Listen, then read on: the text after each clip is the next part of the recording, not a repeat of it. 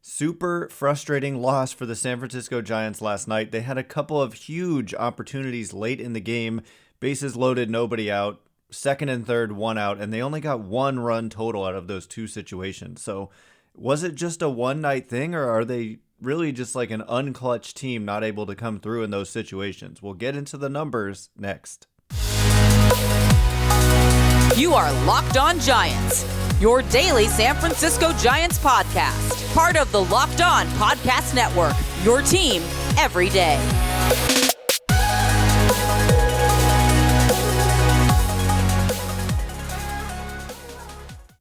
Hello and welcome to Locked On Giants, part of the Locked On Podcast Network, where it's your team every day.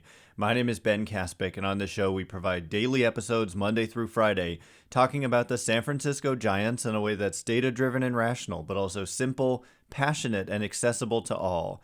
I'm a former contributor for the baseball statistics and analysis websites Beyond the Box Score and Rotographs. I've been podcasting about the Giants since 2015, and I'm a lifelong fan. Thank you for making Locked On Giants your first listen every day. We're free and available wherever you get podcasts. Amazing selection, reliably low prices, all the parts your car will ever need. Visit rockauto.com and tell them Locked On sent you. So, coming up on today's show, the Giants had this one. The Giants had their opportunity to win this game, go out on the road facing a good team, and win game one of a 4-game series, and they blew it.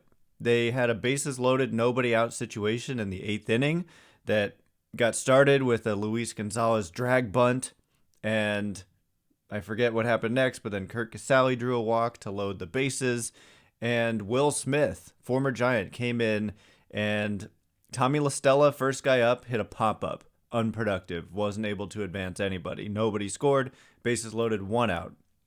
Then Austin Slater got the big hit. This is the crazy thing.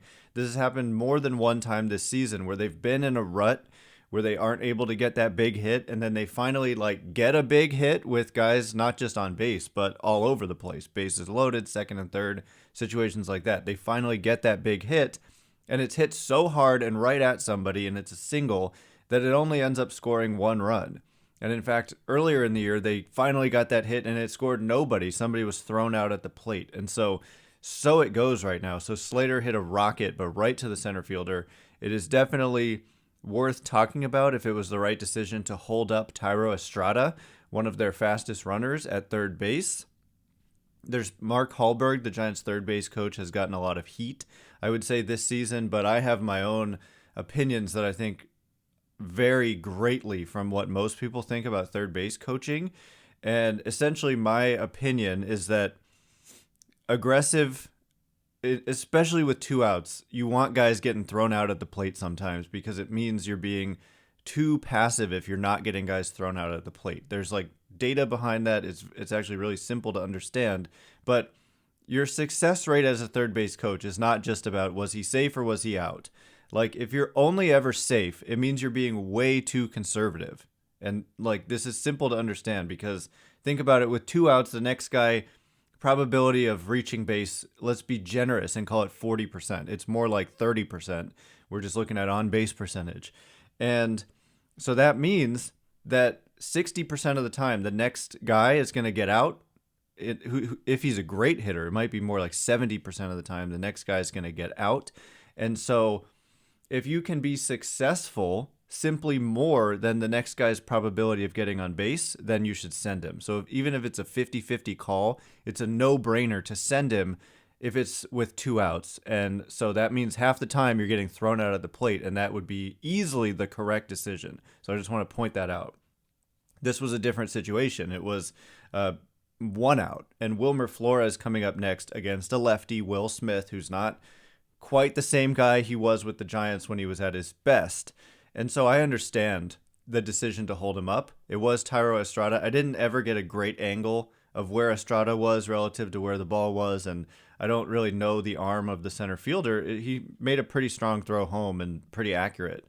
So anyway, they held him up. Flores is a guy who just doesn't strike out and is historically very good against left-handed pitching. And so I get it in that situation. And Flores worked himself into a full count. He got a slider in the dirt, and he swung at it on a full count. And this would have given the Giants the lead. It would have been still bases loaded, 1 out with Mike Yastrzemski coming up. Yastrzemski ended up grounding out when, it was bases loaded, 2 outs, and that was the end of that situation. It wasn't probably a ball that could have been turned into a double play, though. So if he hits that same ball with the bases loaded and 1 out, they probably get another run out of it. So it could have been 3-1 at that point. But instead, the unclutch Giants in this situation, that's the thing. Are they unclutch in general?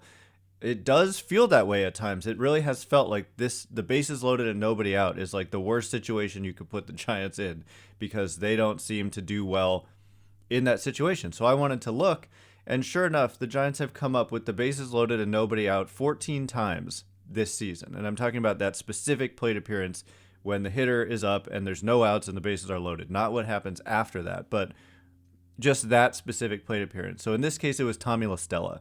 He's the guy who counts towards this number. And the Giants, in that situation, are hitting 100 with a 214 on base percentage and 100 slugging, which means, I think this means they've had 1 single and a few walks, and that's it. 1 single. No extra base hits, nothing. So, yeah, they haven't done well in that specific situation, but then realize it's just 14 plate appearances, and you can take a random sample of 14 plate appearances for any hitter in any situation and get numbers like this, and it doesn't necessarily mean anything. They also haven't struck out a lot in those situations, which I think is interesting. Their strikeout rate is like way lower than it normally is. But anyway, we're talking about 14 plate appearances. I just can't in good conscience read too much into these numbers. So then how about bases loaded and 1 out? This is the situation that Austin Slater was in and Wilmer Flores was in as well. And in that situation this year, they've had 41 plate appearances and they've hit 379 with a 390 on base percentage and 655 slugging. So very, very excellent numbers, a 163 weighted runs created plus. And combined in those two situations, bases loaded, no outs, and 1 out, they have just a 12.7% strikeout rate. And so I think that a lot of people would say the one thing you don't want to do is strike out in that situation, and they haven't. They really haven't. But again, even 41 plate appearances is a small sample, and so I'm not going to read too much into that. But as Colbert Gobert pointed out, and I just want to give a shout out, and I'm aware of this as well, and there's certain players on the Giants who have a tendency to do this more, but a ground ball is worse than a strikeout. We often hear analysts talking about just put the ball in play in these situations, but no, a double play is much worse of an outcome than a strikeout in that situation. So if you're putting the ball in play, don't hit it on the ground, hit it in the air. And so that's why it's kind of key to have hitters. Ground balls are just bad. They're probably a worse thing than a strikeout in a lot of ways. Maybe not, because on ground balls you get hits sometimes, but when you get a hit, it's a single almost always, and it's often a double play if there's guys on base. Because of positioning, they're right where you hit it, and you get it, and it feels like the double play is a big part of squashing rallies like this. So coming up next, there's more data I want to look at, and this is specifically the rate of success for the league and for the Giants when you have a runner on third and less than 2 outs. It's like the holy grail of kind of a style of thinking that I think permeates through a lot of baseball fans' minds. Is like the runner on third with less than 2 outs and getting him home. What is the rate of success for the league, and what about the Giants? So we'll talk about that momentarily. But first, this episode is brought to you by Rock Auto. With the ever-increasing numbers of makes and models, it's now impossible for your local chain auto parts store to stock all the parts you need. So why endure the often pointless or seemingly intimidating questioning, is your Odyssey an LX or an EX? And wait while the person behind the counter orders the parts on their computer, choosing the only brand their warehouse happens to carry.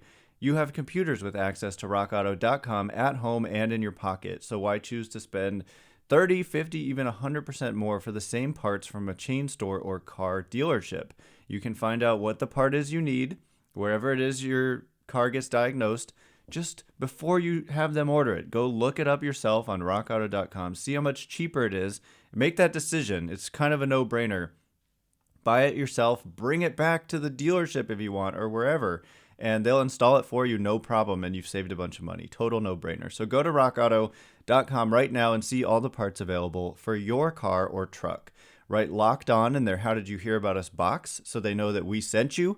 Amazing selection, reliably low prices, all the parts your car will ever need. rockauto.com. All right, as promised, I want to talk about this runner on third with less than 2 out situation. It really is such an interesting topic because it's almost like there's so much history there, and for 100+ years of baseball we've been talking about this, and so it's worth getting into on a deeper level. One live NBA draft show is not enough for Locked On. The entire NBA channel is going live on NBA draft night. So if you have a favorite NBA team, make sure you subscribe now to their Locked On YouTube channel so you can get notified when they go live on NBA draft night. So yeah, the runner on third with less than 2 out, I have talked about this privately, is like the holy grail. I don't want to like put people into a bucket because I'm sitting there watching the game thinking the same thing. Get the guy in from third. Just find a way to get that guy in. Runs are runs. I like runs when the Giants are hitting, no matter what. I'm not going to be one of these people who's like, you have to do well in those situations no matter what, and you can't rely on home runs. I will just say you can't rely on always doing well in those situations either. You just want to put runs up no matter how you put them up. And I think there's a misconception that like in the playoffs, these are the types of ways you have to score your runs, and that's not actually true. You kind of actually need homers more than ever in the postseason. At least that's been the recent trend. Teams that don't homer in the playoffs or teams that out-homer their opponents in the playoffs almost always win those games. And look, the thing is, though, when you find yourself in this situation, it is absolutely 100% unequivocally ideal to find a way to score, no matter what, right? Like, duh. Second and third, nobody out. What drives people insane is that you can score 2 runs and you don't even have to get a hit. You can hit a deep fly ball to right center field that scores a run and moves the guy from second to third, and then hit another fly ball and you've scored 2 runs without the benefit of a hit coming into that situation. But it's just simply not that simple or easy. We have data on this, and the rate at which hitters are successful when they find themselves in that situation being runner on third, less than 2 outs. So it could be bases loaded, it could be second and third, first and third, or just a runner on third with less than 2 outs. What is the rate of those individual plate appearances that end with that runner from third scoring? And the league average in 2022, drum roll please, is 52.2%. And I haven't checked on this in a while, but last time I checked, it may have been years ago. But it's honestly something we should talk about more, just because it's such a thing in the minds of baseball fans. When your team is in this situation, you just so want them to succeed, and if they don't, they're a complete failure, right? Like, to an extent, at least. It's like, oh my God, how could you not come through in that situation? Well, what I was saying was last time I checked, it was about 50% as well, maybe a tick above. So generally speaking, you have slightly more than a 50-50 shot, but it's really kind of just a coin flip if you get that guy home. In other words, expect that half the time they're not going to get the job done. And if we have that in mind, I think it's important to understand that it really is just kind of a 50-50 shot. Then it allows us to be a little more understanding when the hitter doesn't get it done. Like Stella, with his pop-out, he didn't get it done. But at least he didn't hit into a double play. That would be worse. That's significantly worse than hitting a pop-up or striking out. And for Slater, he did get it done. So there, 50-50. But then Wilmer Flores did not. And then Yastrzemski came up, but that was with 2 outs, so this doesn't count. The idea is scoring the run without needing a hit. But you can't, if you get a hit, that counts as succeeding, of course. But you don't need a hit. So anyway, 52.2% is the league average. Where are the Giants? The Giants are at 49.7%. So worse than the league average, 11th worst in Major League Baseball.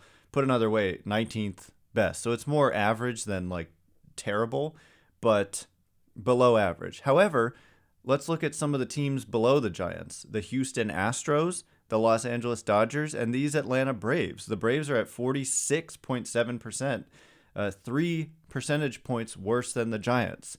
I think that there's this tendency to like over glorify the Atlanta Braves. When you like go into Atlanta, they won the World Series, but they won the World Series last year with an 88 win team. They struggled to get over 500 all season long. So, yeah, we just the Braves haven't been as successful. Logan Webb called it the best lineup he's ever seen outside of the Dodgers, which, I mean, he's a pitcher, so he totally gets to say that, and I respect that he says that, and it makes me listen. But at the same time, the weighted runs created plus of the Giants and the Braves is nearly identical even after last night's game. And look at last night. It wasn't like a blowout. It was a very tight game that could have gone either way. So anyway, coming up next, we'll just wrap up the rest of what we saw out of this game, Logan Webb, and then get you set for the rest of this series. So stay tuned for that in just a minute. But first, you know how our friends at Built are always coming out with new amazing flavors? Well, this time Built has truly outdone themselves with their new mud pie flavor. And for the first time ever, Built is introducing the new mud pie flavor in both mud pie bar and mud pie puff. You've got to try them as soon as possible and hurry, because the mud pie bar and puff are only available for a limited time. Visit Built.com to taste the deliciousness for yourself. If you're not convinced, luckily we've saved the best for last. It's actually good for you. No, really, all Built products are low in calories, high in protein, and low in sugar. Mud pie is packed with 16 grams of protein, only 150 calories, and 8 grams of sugar. So check it out for yourself and all the other amazing flavors at Built.com, where you can use promo code LOCKED15 to get 15% off your order. Use promo code LOCKED15 for 15% off at Built.com. All right, as promised, we're going to wrap things up, just kind of talk about some more about this game and then get you set for the last few games of this series and just kind of take a step back and look at, okay, it's one loss and certainly one that didn't feel good, but at the end of the day, the Giants are still in a solid position. And what also is interesting is at the beginning of the year, my prediction for the Giants' win-loss record was 91 games. And right now, if you look at their winning percentage on the season and multiply it by 162 games, it's 90.9. So 91 games. So as uneven of a road as it's been, and that's not necessarily the best projection system. Your past win percentage is not necessarily what you're going to do moving forward. But I'm just saying they've played like a 91 win team in terms of their win-loss record to this point. So, yeah, 91 wins is different than 107 wins. It means you lost 16 more games. But obviously they're not there yet. But I'm just saying 16 games that last year were wins would be losses in a 91 win season. So it has certainly felt that way. They've lost a lot more games so far than the rate at which they lost games last year, but that's to be expected coming off a 107 win season, which is historical and not something that anyone should have expected to be repeated. But yeah, I mean, just to put a bow on that clutch situation, the point that those other teams like the Dodgers and the Astros and the Braves are below the Giants is relevant, and it kind of indicates, or should indicate, at least give a clue to the fact that this metric is not necessarily something that is based on talent or skill, or that it's sustainable or repeatable or just statistically significant and some kind of skill that you can have and that the best teams have it. Well, plenty of good teams come in at a below average mark in this category. And I would venture to say it's not just that they're unclutch teams or that they are a certain style that doesn't work in these situations. I think it's more just kind of random. And at the same time, I mean, the Giants with the bases loaded and no outs, if you're pressing as a team, it does feel like they kind of try to do too much. And Wilmer Flores, you don't often see him swing at a pitch like that. It might be one of the worst swings I've ever seen Wilmer Flores take, and it came at a really bad time. If he simply lays off that pitch, I'm going out on a limb and saying the Giants find a way to win this game. So talk about a game of inches. I mean, Wilmer Flores just making one decision can decide an entire game, and I think it did last night. So Logan Webb was great, went 7 innings, allowed a solo homer, but that was it, against what he called the second best lineup essentially that he's ever faced. Dom Leone had a good inning. Tyro Estrada made a key error, but then made up for it on the next play. Camilo Doval gave up a run in the ninth, but I refuse to focus on the pitching being the problem in a game in which you allowed only 2 runs to score.